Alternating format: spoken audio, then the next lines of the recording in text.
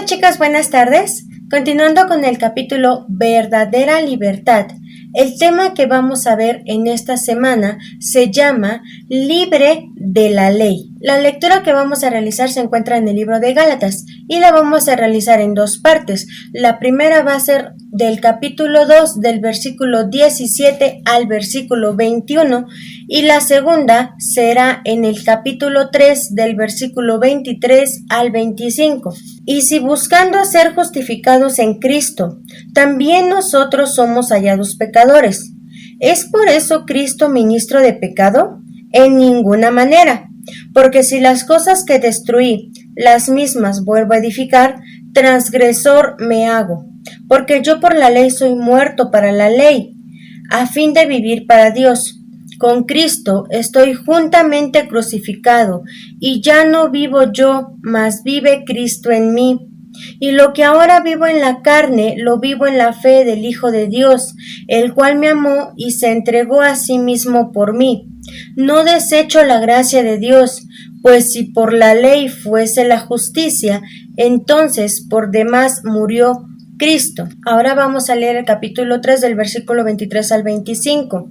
Pero antes que viniese la fe, estábamos confinados bajo la ley, encerrados para aquella fe que iba a ser revelada, de manera que la ley ha sido nuestro ayo para llevarnos a Cristo, a fin de que fuésemos justificados por la fe.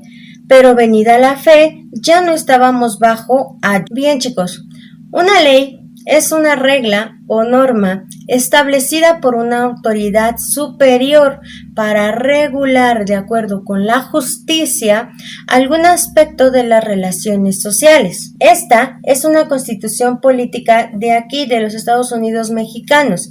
Ya es bastante viejita, 2012, pero bueno, por ejemplo, vamos a leer un artículo, el artículo 5. A ninguna persona podrá impedirse que se dedique a la profesión, industria, comercio o trabajo que le acomode siendo lícito.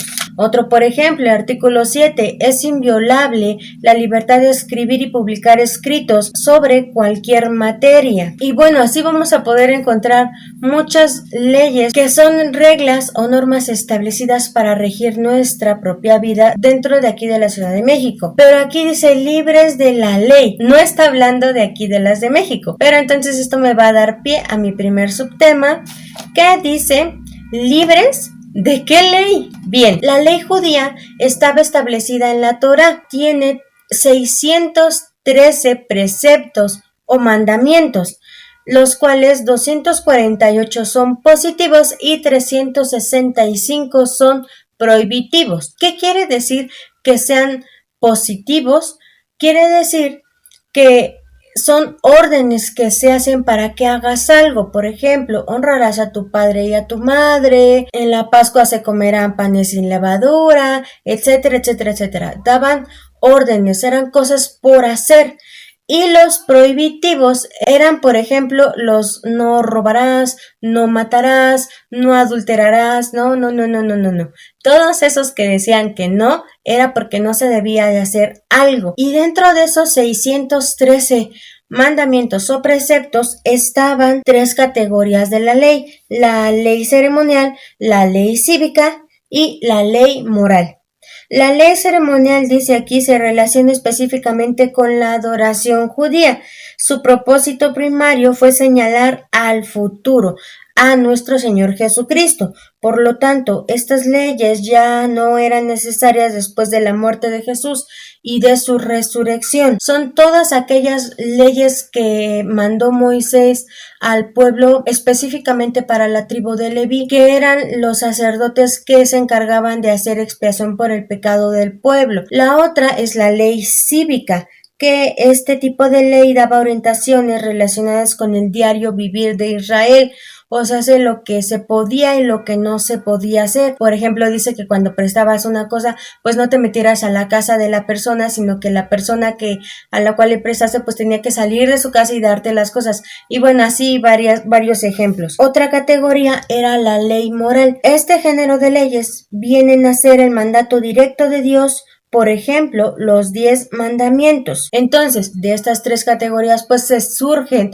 esas 613 que dan el equivalente a todos los preceptos que tiene la Torá. Es la que rige hasta ahorita al pueblo judío. Esa era la ley de la cual estaba hablando. Ahora, de lo que leímos al principio, en el versículo 24 del capítulo 3, de manera que la ley ha sido nuestro ayo para llevarnos a Cristo. ¿Qué es un ayo? Bueno, un ayo es una persona que dentro de una casa acomodada o adinerada, pues se encargaba del cuidado de los niños y de la educación de los mismos. O sea, pues un maestro o un tutor. Un ayo era nuestro conductor para llevarnos a Cristo. La ley era un ayo porque la ley nos enseñaba. ¿Qué hace un maestro? Enseña. Entonces, si un ayo es un maestro que enseña, entonces la ley es un ayo porque es un maestro porque nos enseña. ¿Y qué nos enseña esta ley?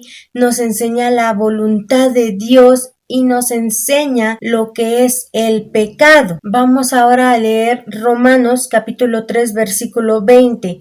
Ya que por las obras de la ley ningún ser humano será justificado delante de él, porque por medio de la ley es el conocimiento del pecado. El propósito de la ley básicamente era mostrarnos, darnos ese conocimiento del pecado. Si a un niño chiquito, por ejemplo, tú está jugando y empieza a hacer berrinche, pues el niño va a seguir haciendo berrinche hasta que tú le digas que no está bien lo que estás haciendo, no debes de hacer berrinche. Si, por ejemplo, otro niño, en vez de que se le llame la atención por hacer berrinches, al otro lo dejan hacer su berrinche y le dan lo que él quiere, entonces él va a decir, esto está bien, esto está correcto, entonces lo voy a seguir haciendo. Y el niño no va a saber que está haciendo mal, pues porque no le dice nadie que está haciendo mal. Él va a seguir haciendo berrinches. Por eso la ley es para saber el pecado que hay en nosotros. Yo no voy a saber que la envidia es pecado si no lo veo en la Biblia. Yo no voy a saber que el robar es malo, pero la ley es la que nos enseña,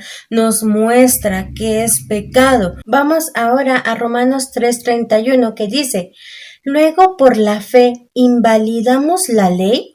En ninguna manera, sino que confirmamos la ley. No es que la invalidemos o que digamos que la ley no se debe de obedecer o que la ley está mal o que no, claro que no.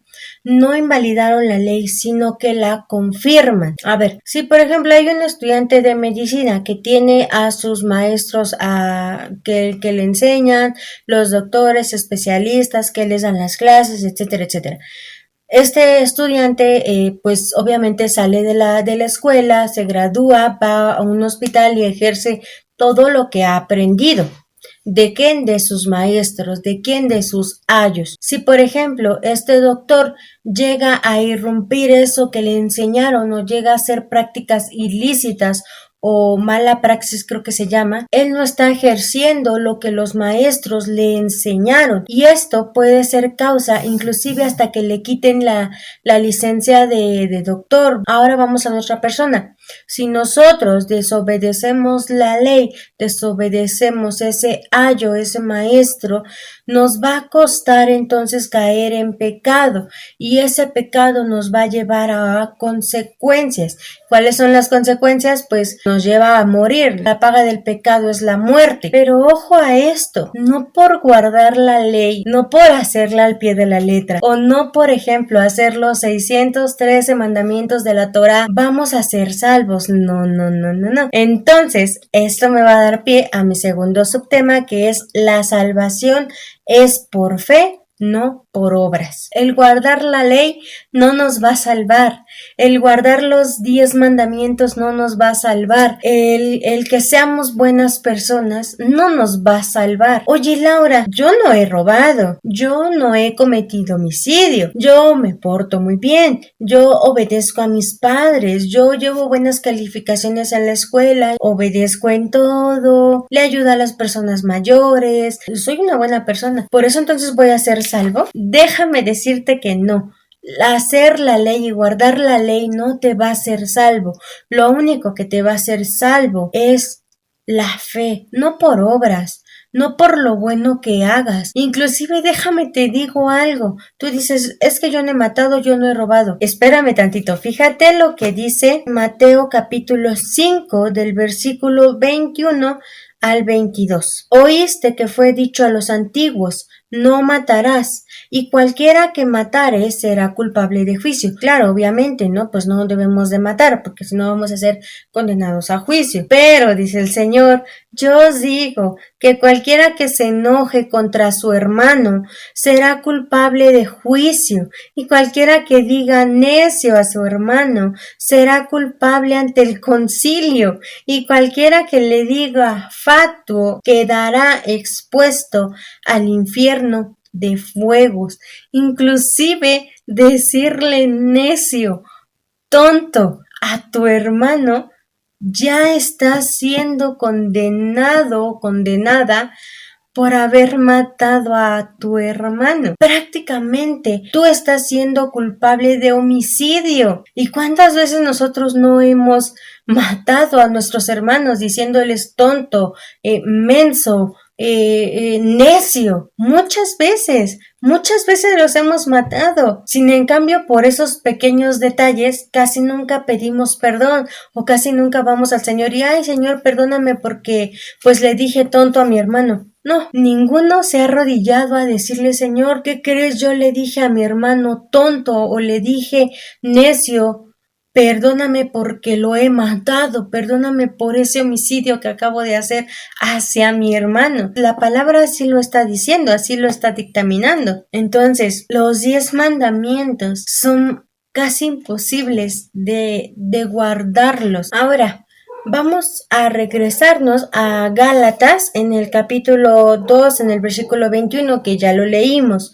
Dice, no desecho la gracia de Dios, pues si por la ley fuese la justicia, entonces por demás murió Cristo. Claro, si la ley nos llevara a esa salvación, entonces ocupémonos en guardar la ley al 100%, ocupémonos en ser mejores personas cada día con la ley y guardar los mandamientos. Y si entonces nos ocupamos realmente de hacer esos 10 mandamientos, pues por demás murió Cristo. ¿Para qué vino a salvarnos si nosotros por la misma ley y por la obediencia a la ley nos podíamos haber salvado? ¿No?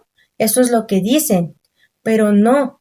Así no es. La salvación viene por la fe en nuestro Señor Jesucristo. Dice un comentario bíblico, Cristo murió por nosotros para que en Él tengamos justicia, por medio de la cual podemos recibir la vida divina. Esta justicia no es por la ley, sino por la muerte de Cristo. Dice Pablo en el versículo que leímos en el 19 del capítulo 2, mediante la ley he muerto a la ley. Y esto dice el libro, que muy probablemente quiere decir que la ley, ante su incapacidad de Pablo por cumplirla, tan solo podía condenarlo a morir. Entonces, esto lo empujó a arrojarse sobre la gracia de Dios y al descanso en la obra redentora que Cristo hizo por nosotros. La ley, entonces, cumple su propósito de enseñarnos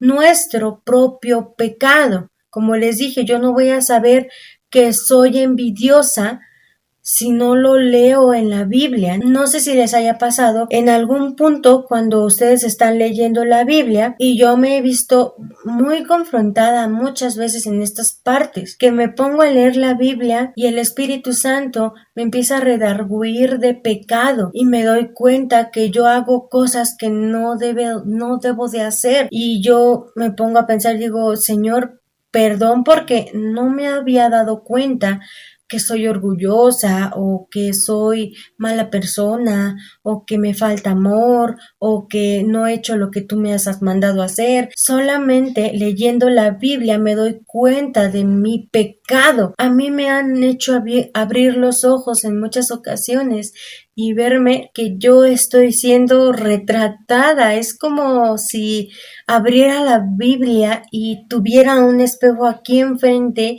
y me pusiera a ver y dijera, no, es que en verdad soy una miserable. En verdad cometo tantos errores y la Biblia me ha confrontado tanto en muchas ocasiones